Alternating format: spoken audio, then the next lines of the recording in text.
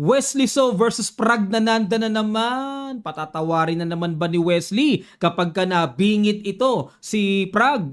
Nakaraan po pinatabla dahil mabait si Wesley, pero kung pinaglaban niya, tiyak may laban siya at panalo siya dapat Pero ito po, again, last round naman sila. Bago natin pag-aralan ay sagutan muna natin ang puzzle na iniwan sa atin ng Internet Chess Club. Ito po yung 4 moves mate. Congratulations sa Check. mga nakakita ng Queen Sacrifice. Susundan pa Check. ng Capture Doon with Check. Tatakbo ang King. Susundan Check. ng Check. Walang magagawa. Check. 4 moves mate nga. Mga bagong luto po ang mga puzzle dito sa Internet Chess Club. Mag-download na po kayo sa Play Store at App Store. At makikita nyo lang din ang link how to create your account para ma-enjoy nyo po yung magagandang bagong lutong puzzles. Ito po yung laro ni Magnus at ni David Anton sa katatapos lang po na World Rapid and Blitz. Ganong kabago ang mga puzzles dito. At dito, white si Wesley. Nako, tinirahan ng E4. C6 si Prag, Caro-Kann, D4, D5, E5, advanced variation ang ginamit, Bishop F5 at nag-H4. Yan po ang tinatawag na blitz variation. Ginagamit din madalas yan sa rapid. Pero sa natural po kasi kung long game, Knight F3 ang natural dito Pero dito nag-H4. Ano po ang plano? Nag-H6 ngayon ng black. Kasi po dito mga kamatsas, kung medyo parang ninormal ng black na parang medyo nalibang-libang na normal lang yung E6, hindi na po normal yan. Abnormal yan. Bakit? Titirahan po ng G4. Makukulong ang bishop. Yun ang malungkot. Pag tumira doon, susundan ng pawn, takbo, sundan ng pawn, yari ang bishop. Wala nang tatakbuhan. Kaya medyo tricky po yung H4 na kapag dinormalize ng black ay mapapahamak kagad. Kaya dito kailangang mag-H6 muna para pag G4 ay may sapat na aatrasan. G4 nga ni Wesley. Mukhang parang sa isip ni Wesley, di na kita palalagpasin ngayon. Tatalunin talaga kita ng buong buo sa laro. Nag-Bishop E4 at nag-F3. Bishop H7, nag-E6. Yan po talaga ang linya dyan.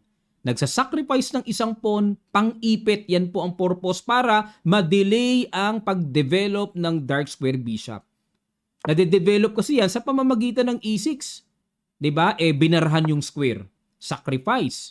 At nag-C5. Gusto ni Prag maluwag, di na niya pinansin. Pero kaunting pag-aaral lang po sa opening na ito. Pag kinapture yan, ano ang continuation? Ano kasunod? Nagbi-bishop D3. Hinahamon po yung light square. I-eliminate ng white yung light square bishop. Na halimbawa, capturein, butas yung G6. So, isa po yung napakalaking pang-ilang kaagad sa black side. Nakakailang yan. Butas yung G6 At kung mag-knight F6 naman, konting pag-aaral lang po sa opening, kakapturein yon, rook takes H7, tapos magku-queen D3, mang-iilang talaga ng sundot. At halimbawa, i-cover ng king ang G6, magda-knight H3, mamaya magda-knight F4, magku-queen G6, etc. etc. Nakakailang po yan. Annoying sa black ika nga. Kaya dito, nag-decide po si Prag na mag C5 na lang at hayaan na lang na ang puti ang kumapture doon. Kumbaga, tanggap ng black na okay, capturein mo yan, gagalaw ang king, di na ako makakapag-castling. Mas okay yon. Nag-knight E2 naman si Wesley. Ayun. Maagang novelty kaagad mga kamatsas. Kasi dito, ang talagang popular line ay capturein yung F7. O di gumalaw na yung king. Hindi na makakapag-castling. Tapos susundan ng bishop D3. Ganun pa rin ang concept yung ma-exchange yung light square bishop. Pabor ako dito mga kamatsas. Kung ako puti, kakainin ko kaagad yan Kasi once na magalaw na yung king, hindi na makakapag-castling. Hindi na makakapagtago. 'Di ba? O kasi dito mga kamatsas, medyo pinagbigyan pa ni Wesley, nag-knight E2 at novelty na. Knight C6, kinapture yung C5. Okay? Ayaw talagang capturein yun, Ayun, kinapture na ni Prag at nag-knight F4, tineret ang pawn sa E6 at dito nag-queen D7, dinipensahan. Pero binigyan po ng bad move ang tira na yan. Bakit? Dito daw, ang tamang tira ay E5 lang. Pero ang ganda ng evaluation bar, lamang sa black Na dito, ito talaga una kong nakikita. Knight E6. na tipong pag nag-queen d7, may capture doon, sacrifice. Madali lang po makita yung sacrifice na yan. Ano? Kasi pag kinapture, may knight c7 check, king f7, may bawi din naman, tapos e6, tatakbo yung knight, obligado. O, halimbawa, lagay natin sa e3 para depensado din yung pawn sa c2, may bishop takes c5. Na dito, slightly better ang black, mga kamatsas. Okay, yan daw pala ang magandang tira. O dahil ito po ay tapos na tong laban na to, ibig sabihin na-analyze na po yun ni Prague. Ito yung sinasabi, narinig ko kay GM Torre. Kapag novelty mo ngayon, bukas, wala na yan, expired na yan. Kasi wala na, ganun kabilis ang aralan ngayon, mga kamatsas. Ano? May kakaibang tira ka ngayon, ang ganda, bongga yung laman, kinabukasan, expired na yan. Dahil pag-aaralan na yan ng mga players na sumusubaybay. Ganyang kabilis ang pag-aaral. Sabi ni GM Torre noong araw, kailangan mag-abang ka muna ng volume ng mga libro-libro. Informator, aabang ka muna. Para meron kang pangkontra doon sa kakaibang tinira. Ganoon nung araw Pero ngayon, grabe. Wala pang isang araw. Oras lang. Ilatag mo lang sa computer. Solve na. Pero balik tayo dito mga kamatsas. Himbis na mag-e5 pero ginawa ni Prague ay nag-queen d7. Bishop d3. Tinapatan. Okay, natural idea talaga yan. At nag-castling queenside. Knight c3, develop muna. Knight f6. Bad move na naman ang binigay kay Prague. Dapat daw po ang tira ay e5. Grabe, e5. Teka lang muna mga kamatsas, ano? Suyurin muna natin. Paano kung capturein yung pawn d5? Mag-e6. Ayun. Tatakbo na naman. Knight e3 and queen f7. Ayun, kumbaga, may pin pressure. Tapos yung pawn sa c5, anytime, pwedeng pitasin ng bishop yan. At dito po, kitang-kita sa evaluation bar, slightly better for black. Annoying sa puti, no? Annoying, nakakailang. Di ka maka-queen e2, lulundagan ka naman ng knight dyan, no? Matetret yung queen, matetret yung pawn. Very annoying. Di makaalis. Paano ba bibitaw sa pinayan? Oo nga. Annoying sa white side. Yun pala the best, ano? Pero, nag-knight f6 lang si Prague. Siyempre, human perspective, nasa isip natin, yung knight di makadevelop. Bigyan ng trabaho. Kinain lang ni Wesley. Good move. Takes at nag-knight g6 para gusto siguro ni Wesley na mapanatiling ipit. Pero ipit naman talaga yung bishop, ano? Kumbaga yung knight pang-ipit Nag-e5 syempre. Para makahinga-hinga. Ito na po yung next na gagawin. Mag-e6 na. And kung pababayaan, makaka-capture doon ang black sa pawn c5. Nag-queen e2. Tineret ni Wesley ang pawn e5. In e4. Ayan na. Gulo-gulo na mga kamatsas. Kumbaga pasabog na. Bahala na si Batman. Yan ang mga naririnig natin sa veteranong players. Kinapture po ang pawn sa e4. At ayun, grabe. Gulo-gulo na ito. Makaubos oras ang diskarte. Knight to d4 threat ang queen. Queen f2. Ayun lang mga kamatsas. Kumabyos. Kumbaga pag sinabing kabyos, medyo sumablay mga kamatsas.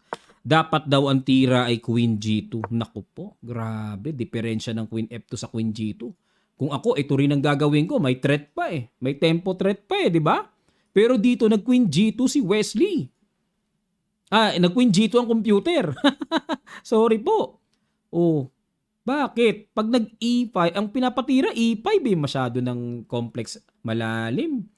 May knight takes G4, mga kamatsas. May queen takes G4.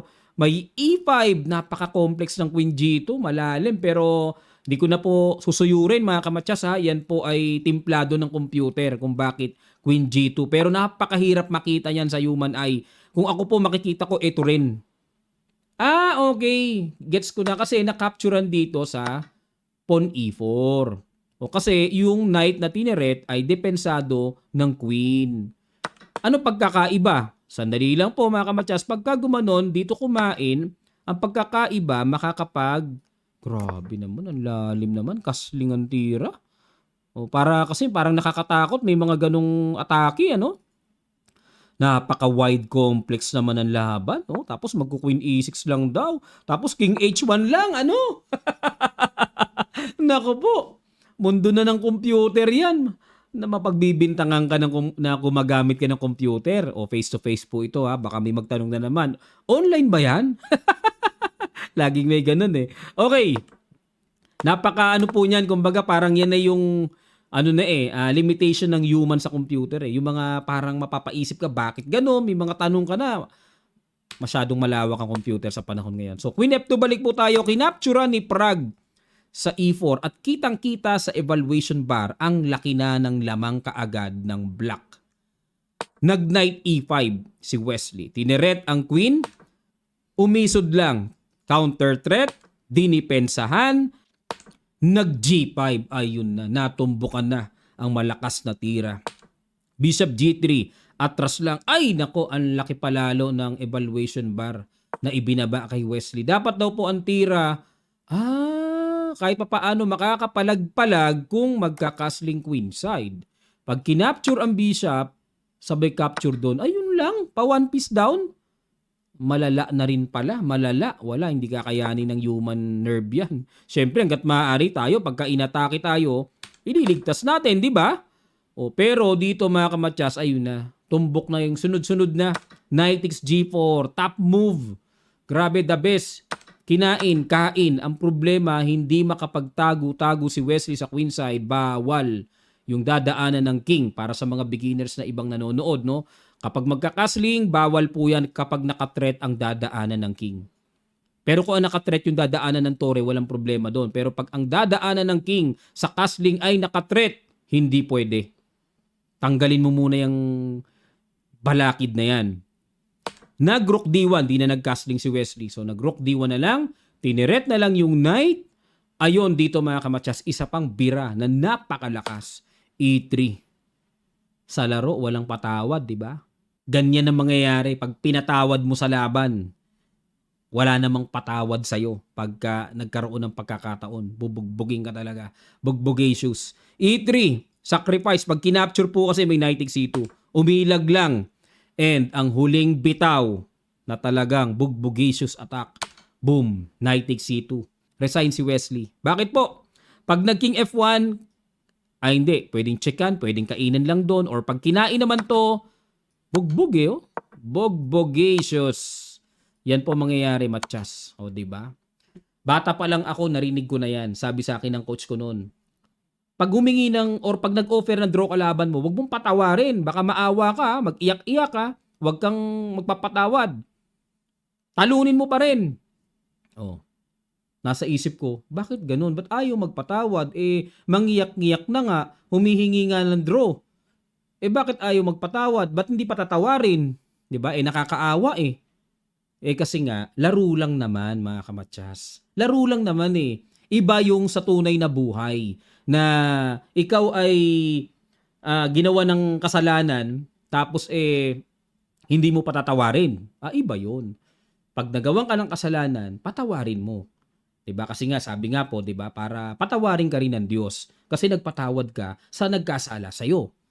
Sa chess, laro lang naman eh.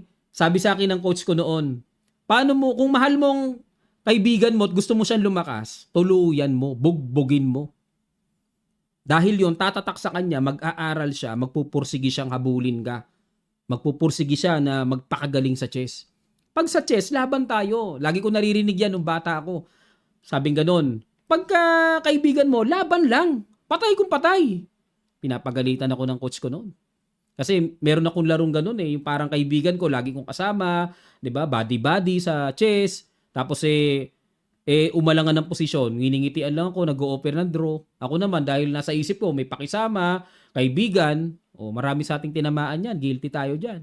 Patatablahin natin. Tropa naawa eh. Walang asenso na mangyayari sa atin pagka ganun, mga kamatyas. Gusto mong lumipad ang iyong tirada. Gusto mong mamayagpag na gumaling ka talaga. Bakbakan talaga. Siguro sa isip ni Wesley, nung pinatabla niya si Prague, ayaw niyang mapahiya. No? Pero wala dapat tuluyan pa rin na para maging lesson yun na kung ano talaga yung rules, yun dapat ang ma-apply. Okay, wala pong tabla dun sa ginawa ni Prague na dahilan ba yon na hindi ko makita yung queen kaya pinost ko. Wala. Pag naglalaban meron pang extra queen dyan Fault mo yon kung di mo makita. Bakit hindi mo makita? Nasa sa'yo na yon. Dala ng nervyos mo, dala ng pagkapanik mo, labas na si Wesley doon. Labas na siya doon.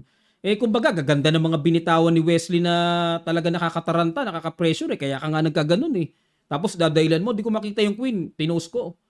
'Di ba? Nakita ni Wesley parang nagto-trouble na si Prague. Siguro nakita yung muka, medyo nabalisa, naawa. Pinagbigyan na lang niya, nakipagkamay siya, draw. Maraming naging masaya, lalo na sa fans ni Prague. Pero, kung talagang pag-uusapan natin rules ng chess, wala. Talo si Prague doon kung pinaglaban ni Wesley. At itong laban na ito, tingnan nyo, nabaliktad. Hindi ka patatawarin Pinatawad ba si Wesley dito? 'Di ba? Kahit nag-champion si Wesley dito, kahit nga siya matalo, champion na Pero, ibig sabihin sa laro, tingnan nyo naman ang nangyari, 'di ba? Yun yung sinabi sa akin ng coach ko. Huwag kang magpapatawad na patablahin ang kalaban mo pag losing. Dahil pag nag-losing ka, di ka patatawarin, mag-offer ka ng draw. Wala ko natatandaan na nag-offer ako ng draw, pinatawad ako, na losing ako. Tinapos ako. Yun po yung lesson. Laro lang naman Out of life yan. Kumbaga laro lang naman mga kamatsas. Labanan lang sa laro. Pero sabi ko nga, pag sa buhay na yung usapan, nagkasala sa'yo, patawarin mo. Pero pagkalaro lang, laban dapat. Ipakita dapat yung skill, no? Ipakita dapat yung killer instinct. Okay, mga kamatsas, sana po ay nakapulot po kayo dito. Maraming salamat po sa inyong panonood at don't forget to subscribe mga kamatsas para lahat po ng ating mga uploads ay mag-notify sa inyo. Click nyo notification bell all. At sa mga gusto pong sumali sa ating raffle entry ng Internet Chess Club ay ang link makikita nyo lang po sa description below.